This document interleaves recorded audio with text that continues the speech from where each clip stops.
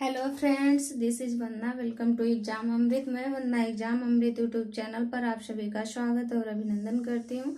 पिछले लेक्चर में हमने ब्लड स्टार्ट किया था। ब्लड में हमने ये जान लिया ब्लड फ्लूइड कनेक्टिव टिश्यू का बना होता है। इसका पीएच मान 7.4 होता है।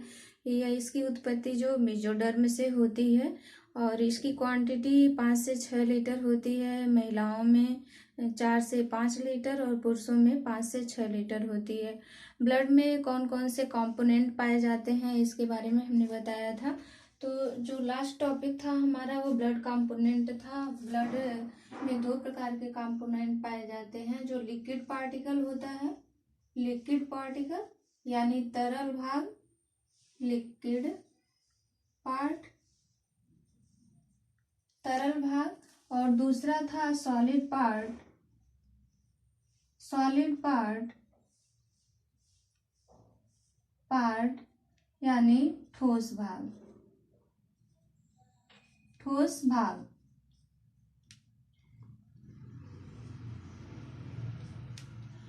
लिक्विड पार्ट में जो थी वो प्लाज्मा पाए जाते हैं।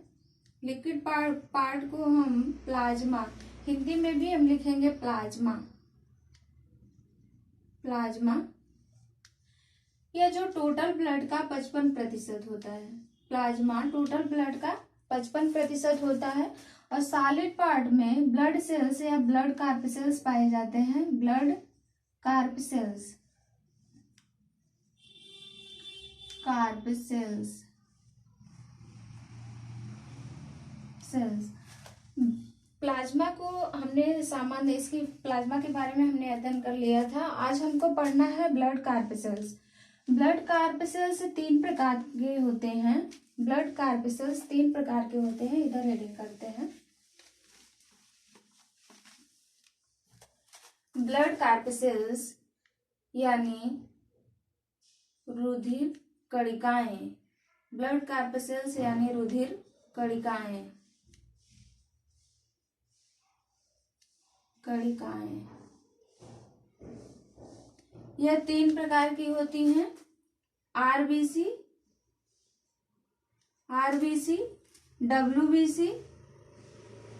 डब्ल्यूबीसी, इसके अलावा प्लेटलेट्स, प्लेटलेट्स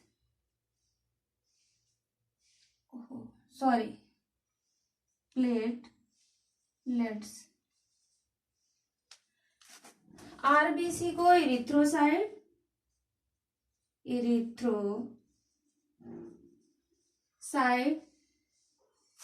डब्ल्यूबीसी को ल्यूकोसाइट,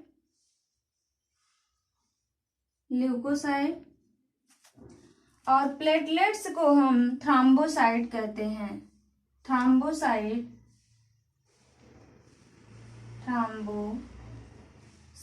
कहते हैं। आरबीसी को इरिथ्रोसाइट, डब्ल्यूबीसी को ल्यूकोसाइट, प्लेटलेट्स को थ्रोम्बोसाइट। आरबीसी को हिंदी में लाल रुधिर कणिकाएं, डब्ल्यूबीसी को हिंदी में श्वेत रुधिर कणिकाएं, और प्लेटलेट्स को हिंदी में हम पट्टी काणु कहते हैं। पट्टी काणु कहते हैं। जो आरबीसी होती है वह जो टोटल ब्लड था, टोटल ब्लड में जो प्लाज्मा थी वह 55%, और जो हमारे रुधिर कणिकाएं यानी ब्लड वेसल्स पाई जाती हैं वह टोटल ब्लड का 45% होती है। 45% में 44% टोटल ब्लड का 44% आरबीसी, और शेष 1% डब्ल्यूबीसी और प्लेटलेट्स होती हैं। आरबीसी में न्यूक्लियस नहीं पाया जाता है। न्यूक्लियस यानी केंद्रक, हिंदी में लिखेंगे केंद्रक, न्यूक्लियस एब्सेंट होता है। और डब्ल्यूबीसी में न्यूक्लियस प्रेजेंट होता है। न्यूक्लियस प्रेजेंट यानी केंद्रक उपस्थित, न्यूक्लियस प्रेजेंट। और प्लेटलेट्स में भी न्यूक्लियस एब्सेंट होता है, न्यूक्लियस एब्सेंट होता है। अर्थात किसी भी व्यक्ति का जब हम डीएनए टेस्ट करते हैं तो आरबीसी से डीएनए टेस्ट नहीं किया जा सकता है, क्योंकि आरबीसी में न्यूक्लियस एब्सेंट होता है। जब हम किसी भी व्यक्ति का ब्लड के माध्यम से डीएनए टेस्ट करेंगे तो हमें डब्ल्यूबीसी के माध्यम से ही जानकारी प्राप्त होगी, क्योंकि डब्ल्यूबीसी में न्यूक्लियस प्रेजेंट होता है, अर्थात इसका डीएनए टेस्ट किया जा सकता है, इसका डीएनए टेस्ट किया जा सकता है। लेकिन आरबीसी और प्लेटलेट से किसी भी व्यक्ति का डीएनए टेस्ट नहीं किया जा सकता है। और ये जो डब्ल्यूबीसी होती हैं, यह दो प्रकार की होती हैं। ग्रेन्युलोसाइट साइट्स और अग्रेन्युलोसाइट्स।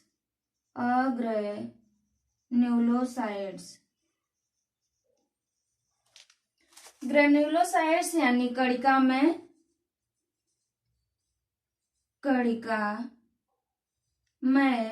श्वेत रुधिर कणिकाएं और अकणिका में श्वेत रुधिर कणिकाएं या कणिका रहित श्वेत रुधिर कणिकाएं।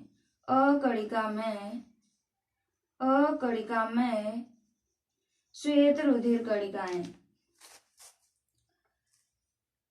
जो ग्रेनुलोसाइट होती हैं, ग्रेनुलोसाइट 3 प्रकार की होती है, यानी टोटल जो डब्ल्यूबीसी होती है, डब्ल्यूबीसी में 5 प्रकार की सेल पाई जाती हैं और यह 2 टाइप की होती हैं, ग्रेनुलोसाइट और अग्रेनुलोसाइट। ग्रेनुलोसाइट में जो होती है न्यूट्रोफिल, बेसोफिल और एस्नोफिल सेल्स पाई जाती हैं, जबकि अग्रेनुलोसाइट में मोनोसाइट तथा लिम्फोसाइट सेल्स पाई जाती हैं।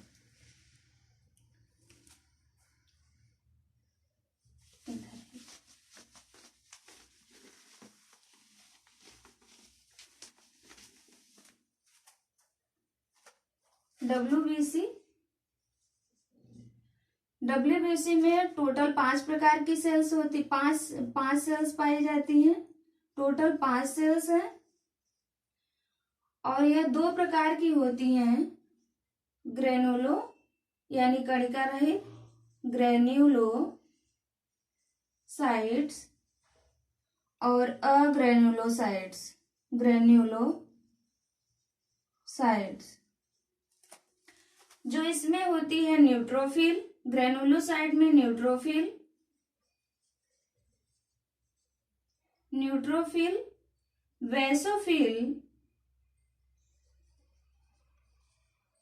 वेसोफिल और eosinophil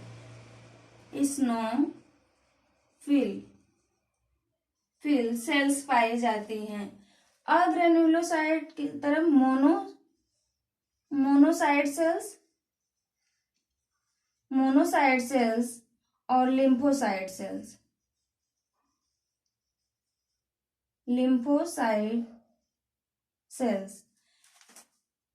RBC neutrophil cells RBC नहीं डब्ल्यूबीसी।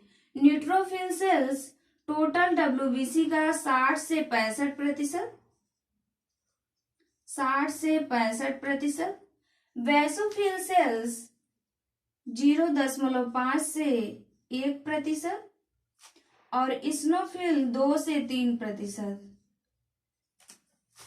तथा मोनोसाइट सेल्स 6 से 8% और लिम्फोसाइट सेल्स 20 से 25%। यानी टोटल डब्ल्यूबीसी में जो सर्वाधिक संख्या होती है, मैक्सिमम अमाउंट में न्यूट्रोफिल सेल्स पाई जाती हैं। यानी डब्ल्यूबीसी में सबसे अधिक संख्या न्यूट्रोफिल की होती है और सबसे कम संख्या जो होती है वह बेसोफिल सेल्स की होती है। सबसे बड़ी जो डब्ल्यूबीसी होती है वह मोनोसाइट सेल्स होती है, जबकि सबसे छोटी डब्ल्यूबीसी लिम्फोसाइट सेल्स होती है। अब हम हेडिंग करेंगे आरबीसी यानी लाल रुधिर कणिकाएं।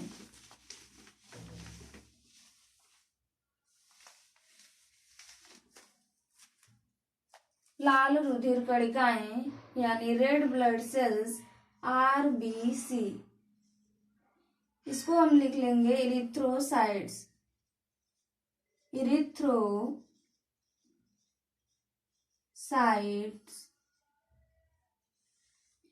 आरबीसी जो होती है यह हमारे ब्लड का 44%, टोटल ब्लड का 44%, और रुधिर कणिकाओं में जो ब्लड कार्पेसेल्स है, ब्लड कार्पेसेल्स में 3 है, डब्ल्यूबीसी, आरबीसी और ब्लड प्लेटलेट्स, और ब्लड कार्पेसेल्स का लगभग 97 यानी 97% होती है। टोटल ब्लड का 44% और ब्लड कार्पेसेल्स का 97% आरबीसी हमारे शरीर में पाई जाती है।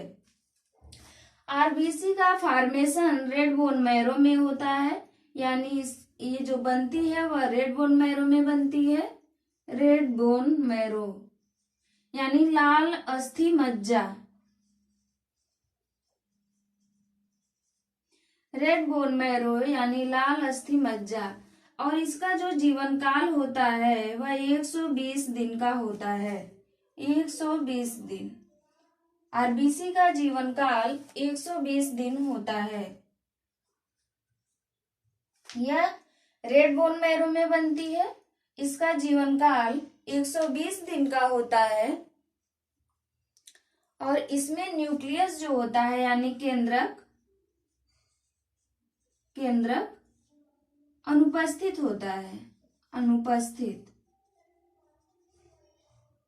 केंद्रक अनुपस्थित होता है, अर्थात आरबीसी में केंद्रक नहीं पाया जाता है। अपवाद है इसका, अपवाद ऊंट, लामा तथा जिराफ, ऊंट,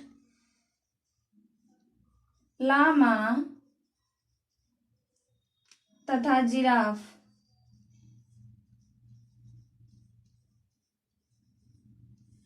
यानी ऊंट, लामा और जिराफ के आरबीसी में केंद्रक प्रेजेंट होता है। ऊंट, लामा तथा जिराफ के आरबीसी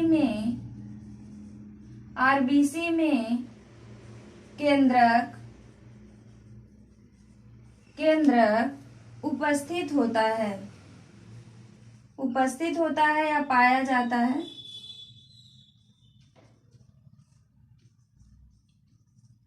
सबसे बड़ी आरबीसी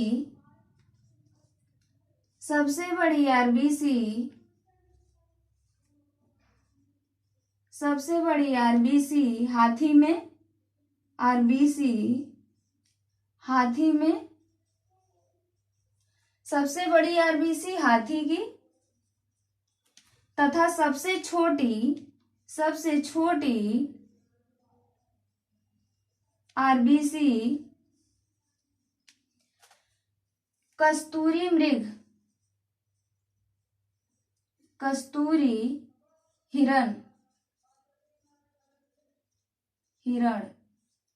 कस्तूरी हिरण में पाई जाती है।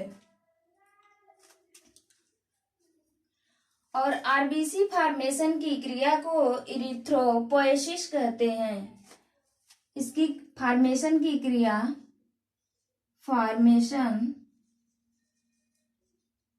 आरबीसी फॉर्मेशन की क्रिया इरिथ्रोपोएसिस कहलाती है, इरिथ्रोपोएसिस कहलाती है, पोएसिस कहलाती है।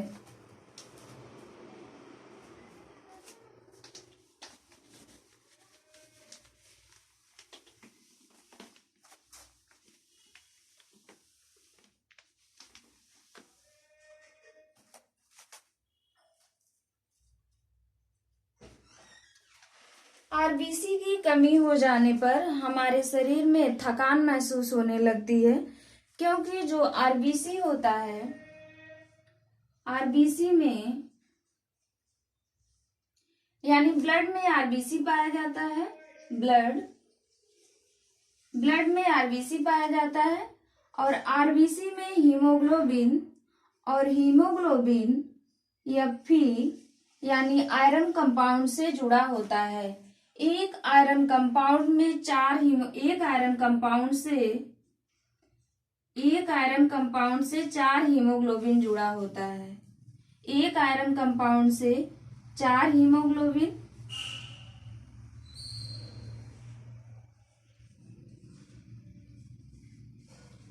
और एक हीमोग्लोबिन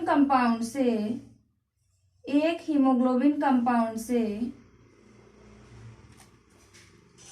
4 ऑक्सीजन मॉलिक्यूल जुड़ा होता है। ऑक्सीजन को हम 1/2 करके लिखेंगे, क्योंकि ऑक्सीजन का सूत्र जो सिंबल होता है O2 होता है, और O2 हम केवल लिखेंगे तो वह 2 मॉलिक्यूल हो जाएगा, इसलिए हम इसको 1/2 करके लिखेंगे, यानी 1 मॉलिक्यूल, इसका आधा।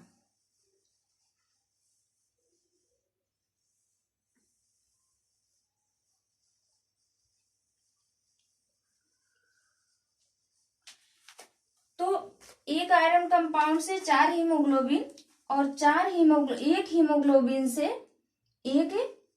4 ऑक्सीजन मॉलिक्यूल जुड़ा होता है। अब अगर एक Fe से देखा जाए, एक आयरन कंपाउंड से कितने ऑक्सीजन जुड़े होते हैं, तो अगर एक हीमोग्लोबिन से 4 ऑक्सीजन कंपाउंड जुड़ रहा है और एक आयरन मॉलिक्यूल से 4 ऑक्सी हीमोग्लोबिन जुड़ रहा है, तो एक आयरन कंपाउंड से 4 इंटू फोर यानी 16 मॉलिक्यूल ऑक्सीजन के 16 मॉलिक्यूल ऑक्सीजन के जुड़े होते हैं। एक आयरन कंपाउंड से 16 मॉलिक्यूल ऑक्सीजन के जुड़े होते हैं, अर्थात जो ये आरबीसी होता है यानी हीमोग्लोबिन, यह हमारे शरीर में ऑक्सीजन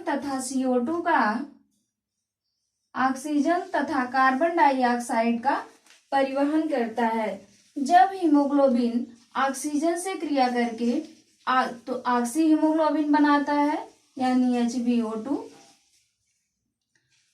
और जब यह कार्बन डाइऑक्साइड से क्रिया करता है तो कार्बोक्सी हीमोग्लोबिन HbCO2, इसको कहेंगे ऑक्सी हीमोग्लोबिन और इसको हम कहेंगे कार्बोक्सी हीमोग्लोबिन।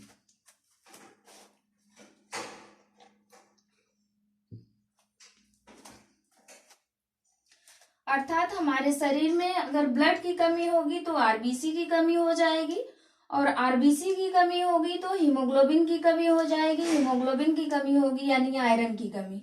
यानी ब्लड की कमी होने पर हमें आयरन, हीमोग्लोबिन और आरबीसी तीनों की कमी हो जाएगी, और तीनों को कमी से ही हमारे शरीर में ब्लड की कमी होगी।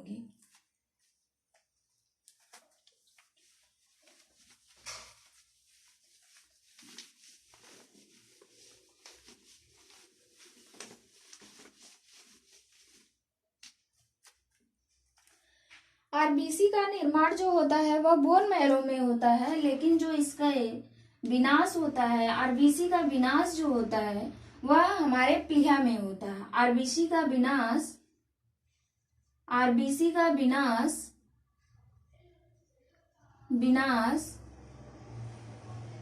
प्लीहा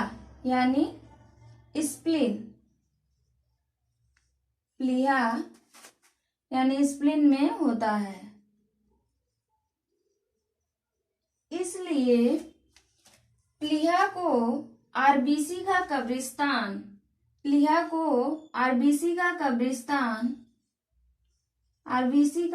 कब्रिस्तान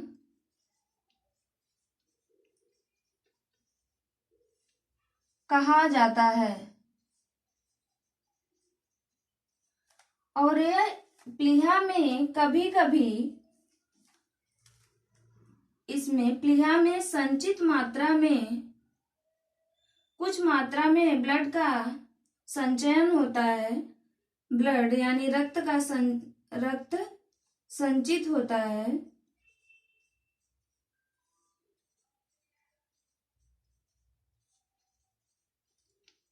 कुछ मात्रा में प्लीहा में रक्त संचित होता है, इसलिए प्लीहा को इमरजेंसी ब्लड बैंक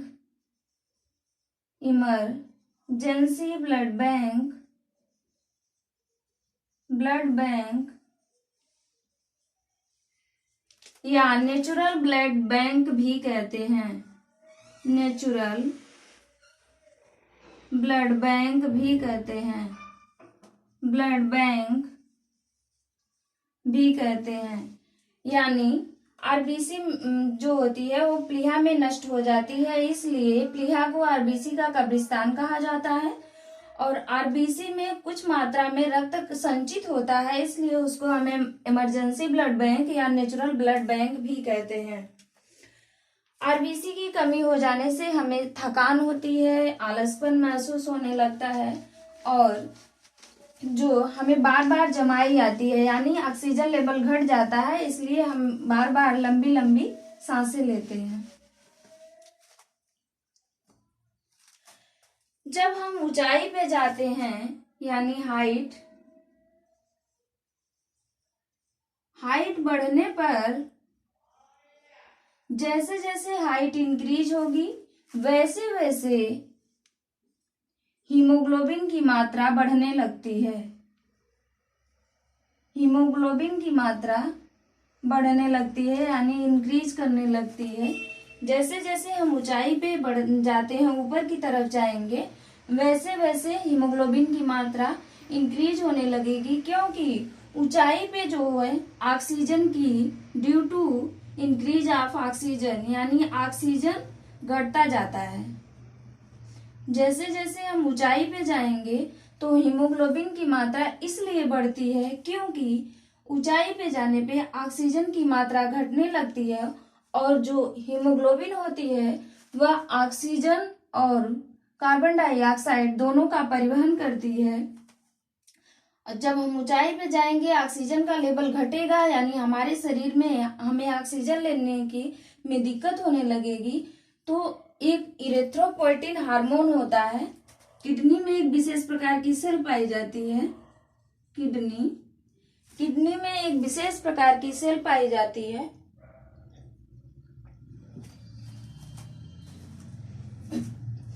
जिससे इरिथ्रोपोइटिन हार्मोन का सिक्रीशन होता है।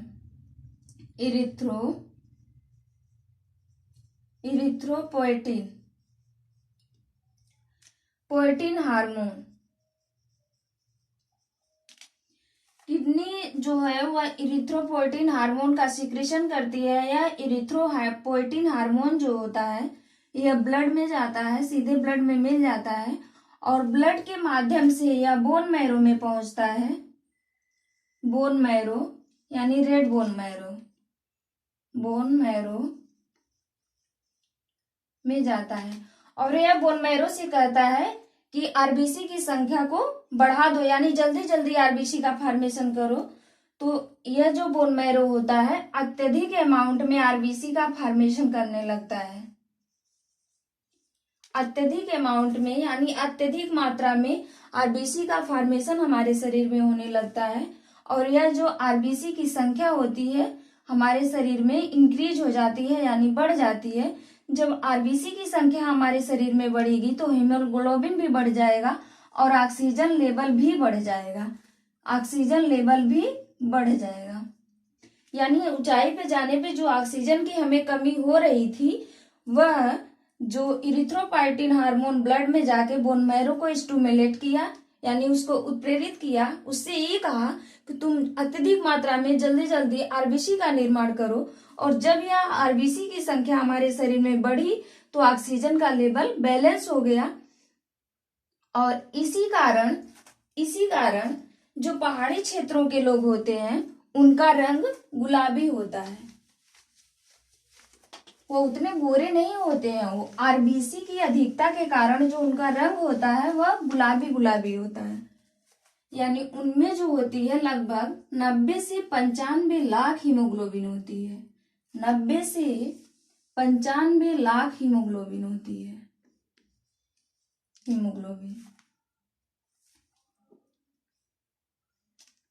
प्रति घन मिलीमीटर।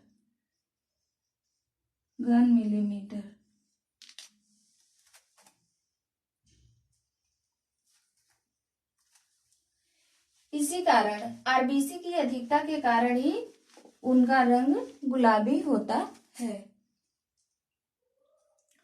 अब हम पढ़ेंगे WBC। WBC यानी श्वेत रुधिर कणिकाएं या ल्यूकोसाइट्स। ल्यूकोसाइट को हम बताएं यह दो प्रकार की होती हैं।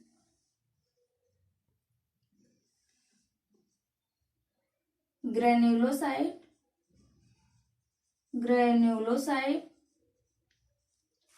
और अग्रेन्युलोसाइट।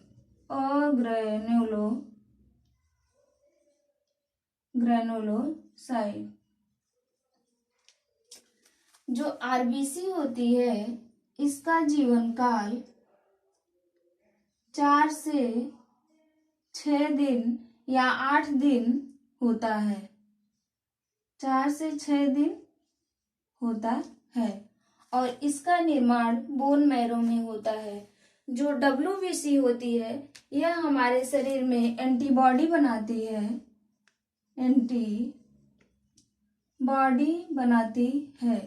यानी किसी भी रोग से लड़ने की हमें क्षमता प्रदान करती है, यानी यह प्रतिरक्षा तंत्र को मजबूत बनाती है।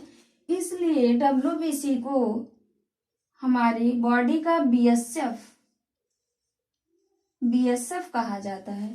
BSF होते हैं यानी जो आर्मी के जवान होते हैं, जिस प्रकार से किसी दूसरे देश से जो आक्रमणकारी आते हैं उनसे हम लड़के हम लोगों को सुरक्षित करते हैं, उसी प्रकार से जो WBC होती है वह जब भी कोई एंटीजन हमारी बॉडी में प्रवेश करेगा वह तुरंत उसको लड़ करके वहीं पे खत्म कर देगी या वहीं से रोक देगी, उसको आगे नहीं बढ़ने देगी। इसलिए WBC को हमारे शरीर का BSF कहा जाता है। यह दो प्रकार की होती हैं, ग्रेन्युलोसाइट, अग्रेनुलोसाइट। ग्रेन्युलोसाइट यानी कणिकामय, अग्रेनुलोसाइट मतलब कणिकामय, अकणिकामय या कणिका रहित।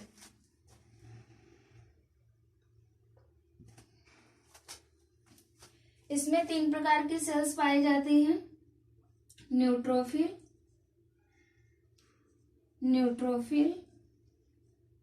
फिल सेल्स, वैसोफिल सेल्स और इस्नोफिल सेल्स।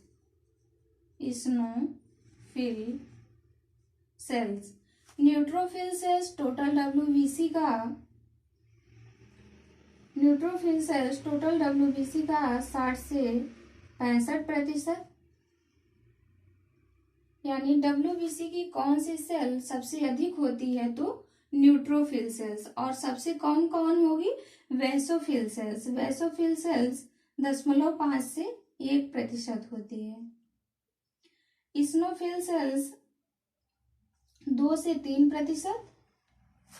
और अग्रेनुलोसाइट में मोनोसाइट तथा लिम्फोसाइट होती हैं। मोनोसाइट सेल तथा लिम्फोसाइट सेल होती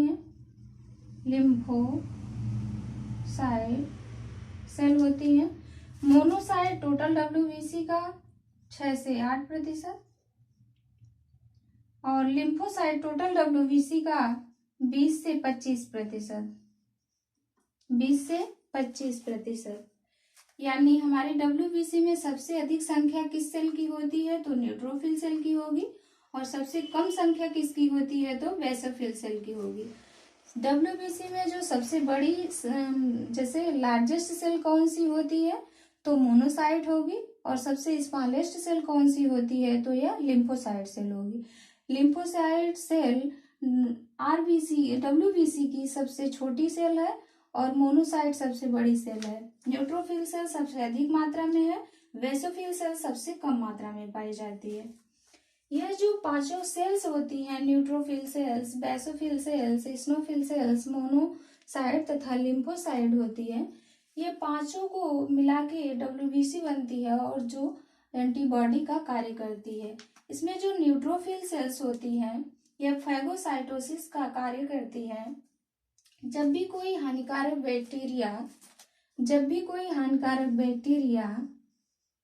बैक्टीरिया हमारी बॉडी में प्रवेश करता है, यानी न्यूट्रोफिल सेल्स को हम फैगोसाइटिक सेल, यहाँ लिख देते हैं ऊपर इधर, फैगोसाइटिक सेल यानी भक्षण कोशिका, फैगोसाइटिक सेल यानी भक्षण कोशिका कहते हैं। जब भी कोई बैक्टीरिया हमारी बॉडी में इंटर करती है तो वह उसको खा जाती है, इसलिए हम इसको फैगोसाइटिक सेल कहते हैं। जो वैसोफिल सेल्स होती है, वैसोफिल सेल्स से हमारी बॉडी में हिस्टामिन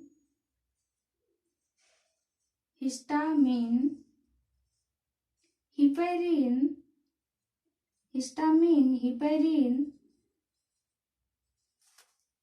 तथा सीरोटोनिन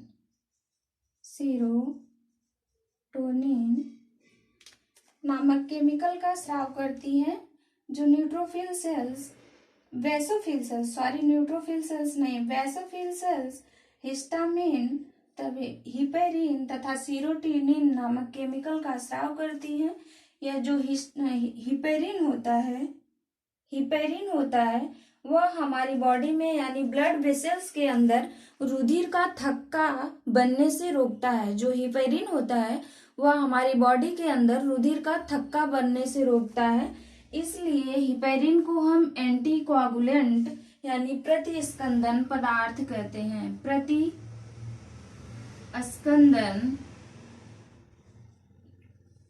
प्रतिस्कंदन पदार्थ कहते हैं।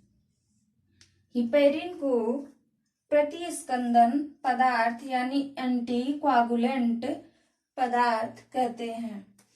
और जब भी कोई एलर्जेंस हमारी बॉडी में प्रवेश करता है, यानी जब भी कोई बाहर से वायरस बैक्टीरिया जो हमारे अंदर एलर्जी पैदा करती है, यानी कोई भी ऐसा केमिकल जब हमारी बॉडी में प्रवेश करता है तो वैसोफिल सेल्स हिस्टामिन नामक केमिकल का सिक्रीशन करने लगती है। और जैसे ही जब हिस्टामिन हमारे शरीर में इसका लेवल बढ़ता है तो हमें इचिंग खुजली या लाल धब्बे हमारे शरीर पे दिखाई देने लगते हैं। अर्थात जब भी कोई बाहरी केमिकल हमारी बॉडी में प्रवेश करेगा तो हमें जब एलर्जी में होगी तो हमें खुजली होगी या लाल लाल धब्बे हमारी बॉडी में पड़ने लगते हैं। तो जब भी हम एविल एक दवा आती है, जब हम उसको खा लेते हैं तो यह धीरे धीरे सही हो जाता है, खुजली सही हो जाती है, या अगर हमारे शरीर पे लाल चकत्ते पड़े हैं, धब्बे पड़े हैं तो वो भी धीरे धीरे सही हो जाते हैं। यानी ये जो वैसोफिल सेल्स होती है वह एलर्जी में सहायक होती है। जो वैसोफिल सेल्स होती है वह एलर्जी में सहायक होती है। और जो हिपेरिन का सिक्रीशन कर रही है तो वह हमारे बॉडी के अंदर ब्लड को थक्का बनने से भी रोकती है। इसके अलावा जो एस्नोफिल सेल्स होती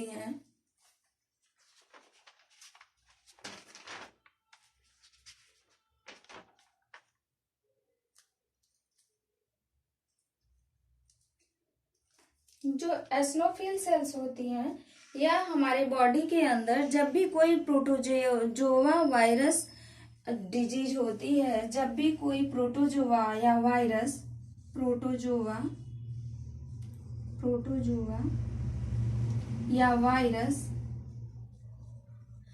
जब हमारी बॉडी के अंदर प्रवेश करता है तो यह उसके अगेंस्ट लड़ती हैं, यानी उससे लड़ने का कार्य करती हैं और वह उसका भक्षण कर जाती हैं, यानी यह हमें प्रतिरक्षा प्रदान करती हैं। इस्नोफिल सेल्स हमें संक्रमण से बचाती हैं तथा हमारी बॉडी को प्रतिरक्षा प्रदान करती हैं। और जब भी कभी कभी इस्नोफिल सेल्स की मात्रा हमारे शरीर में बढ़ जाती है, जब कभी कभी इस्नोफिल की मात्रा हमारे शरीर में बढ़ जाती है तो हमें इस्नोफिलिया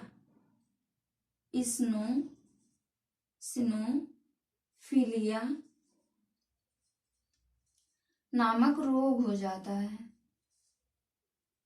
यानी स्नोफिल रोग डिजीज जो होती है वह स्नोफिल के बढ़ने से होती है।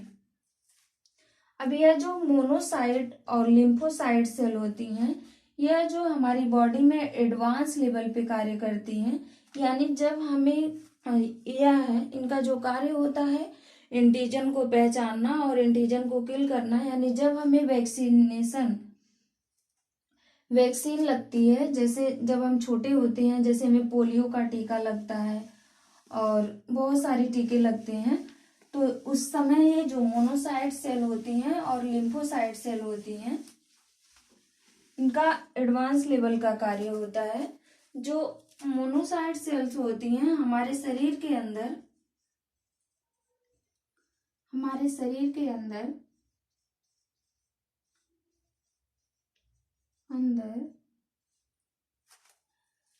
जो हमारे शरीर के अंदर जो एंटीजन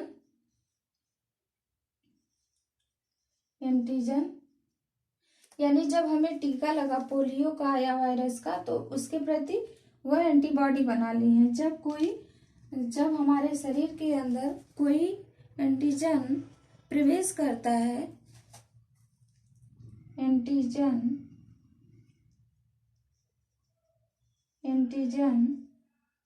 प्रवेश कर गया है, तो यह उसका भक्षण करने का कार्य करती है, जो मोनोसाइट सेल्स होती है।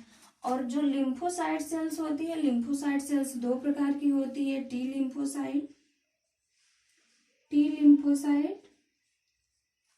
और बी लिम्फोसाइट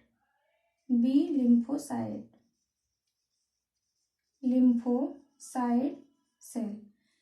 जो टी लिम्फोसाइट सेल होती है वह 4 प्रकार की सेल से, दोनों का फॉर्मेशन बोन मैरो में होता है। टी लिम्फोसाइट और बी लिम्फोसाइट दोनों का फॉर्मेशन बोन मैरो में होता है, बोन मैरो में होता है। लेकिन बी लिम्फोसाइट बोन मैरो में ही मैच्योर हो जाती है, जबकि टी लिम्फोसाइट थाइमस ग्लैंड में मैच्योर होती है। यह थाइमस ग्लैंड में मैच्योर होती है, थाइमस ग्लैंड में मैच्योर होती है। और यह जो होती है बी लिम्फोसाइट बोन मैरो में ही मैच्योर होती है। यह ह्यूमोरल इम्यूनिटी प्रोवाइड करती है, humoral immunity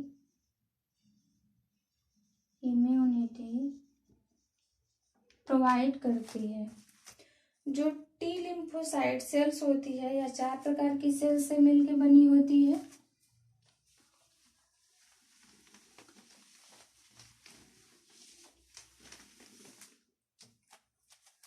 T lymphocyte cell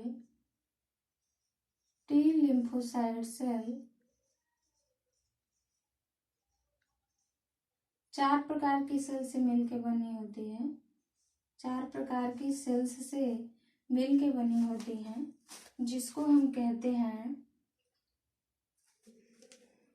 helper cell,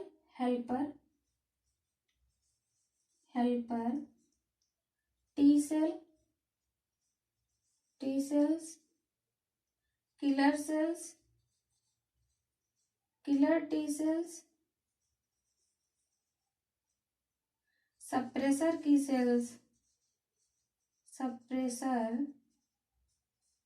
T cells और मेमोरी टी सेल्स,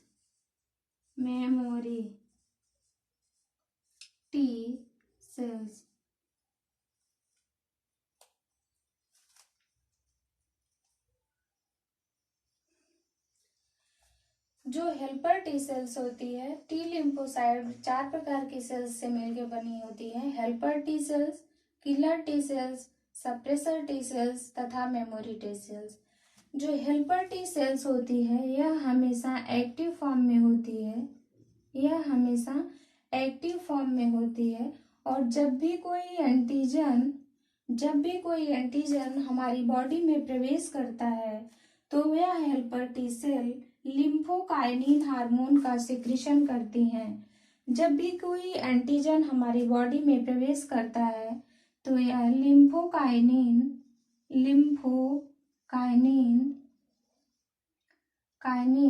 नामक हार्मोन का सिक्रीशन करती है। हार्मोन यानी केमिकल, लिम्फोकाइनिन हार्मोन या केमिकल का सिक्रीशन करती हैं और यह लिम्फोकाइनिन केमिकल इन तीनों सेल को इनएक्टिव कर देता है। किलर और सप्रेसर तथा मेमोरी सेल जो इनएक्टिव फॉर्म में हमारी बॉडी में थी, इनको यह लिम्फोकाइनिन हार्मोन एक्टिव कर देता है। यह एंटीजन को पहचाना, हेल्पर टी सेल एंटीजन को पहचानी और यह हमेशा एक्टिव होती है। पहचानने के बाद यह तुरंत लिम्फोकाइनिन हार्मोन का सिक्रीशन किया। जब लिम्फोकाइनिन हार्मोन का सिक्रीशन हुआ तो किलर, सप्रेसर तथा मेमोरी टी सेल तीनों एक्टिव हो गई और इसके बाद जब एक्टिव होगी तो यह जो किलर सेल होगी, यह किलर सेल का कार्य होगा एंटीजन को किल करना। अब यह हेल्पर टी सेल तुरंत लिम्फोकाइनिन हार्मोन का सिक्रीशन की और इनको एक्टिव करिए और किलर सेल से ये कही कि जल्दी हमारे शरीर में एक एंटीजन आ गया है, जल्दी से इसको किल करो। तो यह जो किलर सेल होगी यह एंटीजन को किल करेगी,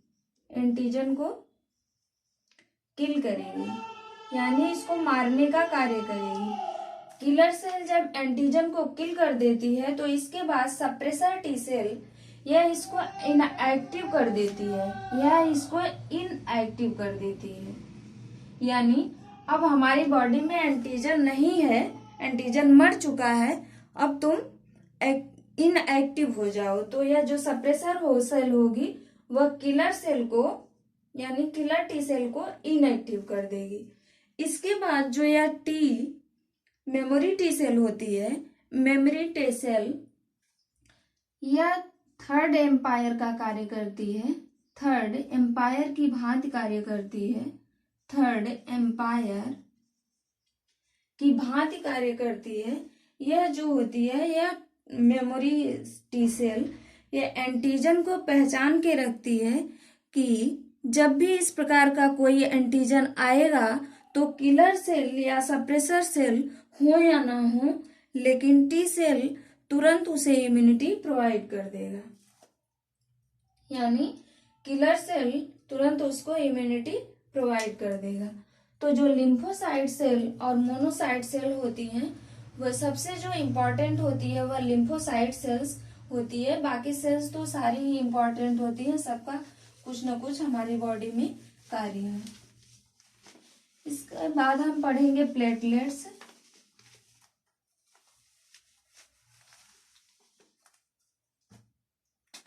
प्लेटलेट्स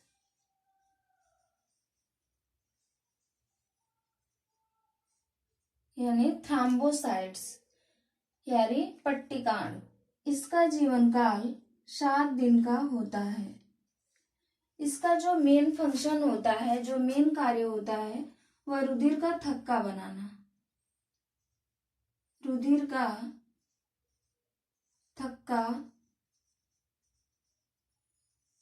थक्का बनाना।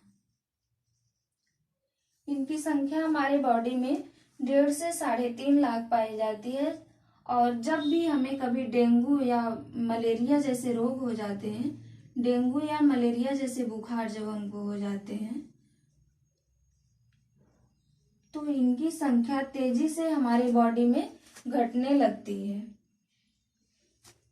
तेजी से इनकी संख्या हमारी बॉडी में घटने लगती है। और प्लेटलेट्स को बढ़ाने के लिए पपीता की पत्ती का जूस पीते हैं, पपीता, कीवी एक फल आता है, कीवी, तथा बकरी का दूध यानी गोट मिल्क, इसके खाने पीने से हमारी प्लेटलेट्स की संख्या तेजी से, जितनी तेजी से प्लेटलेट्स की संख्या घटती है उसी प्रकार से यदि हम इनका सेवन करें तो तेजी से बढ़ने लगती है। इसका जीवन काल 7 दिन का होता है। इसका कार्य होता है रुधिर में थक्का बनाना और इनकी संख्या 1.5 से 3.5 लाख प्रति घन मिलीमीटर होती है। यह जो होता है हमारी बॉडी टेम्परेचर को मेंटेन करता है। प्लेटलेट्स जो होते हैं वह हमारी बॉडी टेम्परेचर यानी शरीर के तापमान को नियंत्रित करता है, टेम्परेचर को मेंटेन करता है, बॉडी टेम्परेचर को नियंत्रित करता है, कंट्रोल करता है। इसके अलावा जब प्लेटलेट्स की हमारे बॉडी में कमी होती है तो हमें मस्कुलर पेन होने लगती है। मस्कुलर पेन यानी हमारे मांसपेशियों में इतना अधिक दर्द होने लगता है और हमें ऐसे हो जाता है जैसे लगता है कि हम बिल्कुल चलना फिरना उठना ये सारी चीजों की बहुत ज्यादा समस्या बढ़ जाती है। तो इसके लिए प्लेटलेट्स की संख्या बढ़ाने के लिए हम कीवी खाते हैं या पपीता खाते हैं या पपीता की पत्ती का जूस भी पीते हैं या गोट मिल्क का सेवन करते हैं। हमने आरबीसी और डब्ल्यूबीसी की कमी से जो डिजीज होती है उसको नहीं बताया, उसको भी यहीं पे नोट कर लीजिए। आरबीसी की कमी से जो रोग होता है उसको हम एनीमिया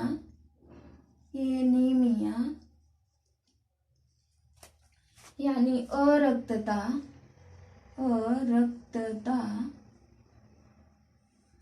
रोग कहते हैं।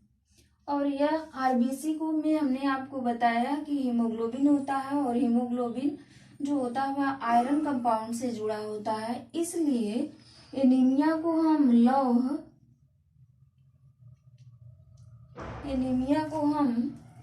अल्प लौह और रक्तता भी कहते हैं।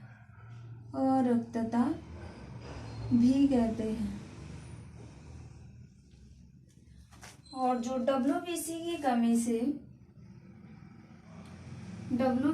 और जब आरबीसी की वृद्धि होती है यानी आरबीसी जब हमारे शरीर में बढ़ जाती है, जब इनकी संख्या हमारे शरीर में बढ़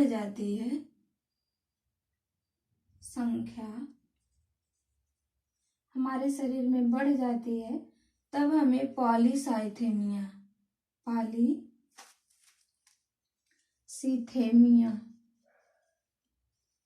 डिजीज हो जाती है। पॉलीसीथेमिया डिजीज हो जाती है। इसके अलावा जब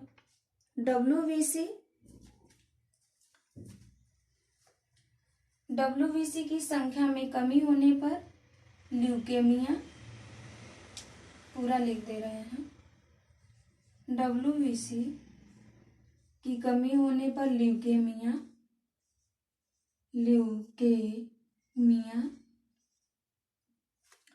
और जब इसकी संख्या बढ़ जाती है अधिकता होने पर डब्ल्यूबीसी की कमी होने पर ल्यूकेमिया, और इसकी ल्यूकेमिया हमें तब होता है, ल्यूकेमिया अधिकता होने पे होगा, जब डब्ल्यूबीसी की कमी होने पर हमें ल्यूकोपेनिया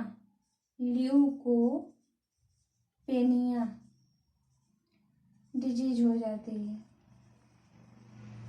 और जब डब्ल्यूबीसी की अधिकता होने पर ल्यूकेमिया,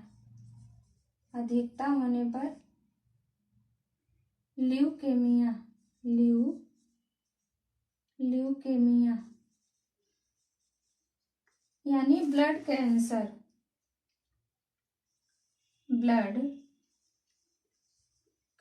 हो जाता है।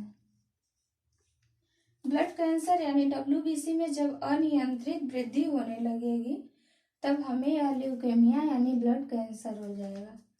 अगले लेक्चर में हम ब्लड क्लॉटिंग पढ़ेंगे। नमस्कार।